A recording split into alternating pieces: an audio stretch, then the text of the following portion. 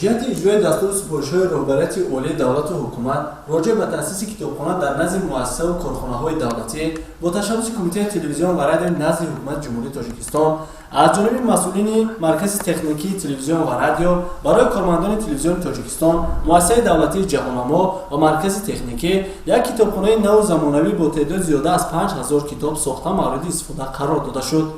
مقصد از افتتاح کتابخانه در تمام شهر و ناحیه و مؤسسه و کارخانه‌ها اینچنین برگزاری آزمون فروغ صبح دانایی پیش از همه دریافت چهره‌های سخنور و سخندان، بای گردانیدن ذخیره‌های لغوی، تقویت دادن جهان معنوی و به این وسیله بیدار نمودن شوق کتابخوانی میان اهالی دانسته می شود. باید ذکر نمود که همه روزه به کتابخانه کارمندان زیاد وارد گردیده و مطالعه اثرهای گوناگون مشغول شده به خود غذای معنوی میگیرند. طور برای هر که ما معلوم است کتاب سرچشمه علم و دانش و پیشرفت تفکر به حساب می رود و هر یک کسی که با کتاب رو می آورد و در کدام ساحه‌ای که نباشد به بهبودی ها و به موفقیت های بی‌نظیر می رسد. از این خاطر این ضرورت را حکومت کشور و اساسگزار صلح و وحدت ملی به واسطه این چیز رو درک نمودند و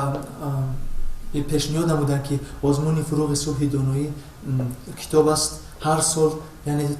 برگزار کرده شود. مورد به ذکر است که در کتابخانه زیاده از 5000 مجموعه کتاب‌های علمی ادبی و کتاب‌های صحافی اینچنین 2 کامپیوتر با خط‌های اینترنتی پیوست گردیده است که خوانندگان می‌توانند از کتاب‌های الکترونی نیز استفاده نمایند. کتاب انسان را با معرفت، خوش سخن، راست قول و جهانبینی‌اش را وسیع می‌گرداند. شخصانی که همیشه به مطالعه کتاب مشغولند در جامعه مقام و منزلت خاصه را کسب نمودند. از این رو به ساکنان توصیه داده می شود که همیشه به کتاب و کتابخوانی روی آورده از هر گونه رویه و ایده های بیگانه دوری جسته شکرانه چنین وطن بهشت آثار نمایند.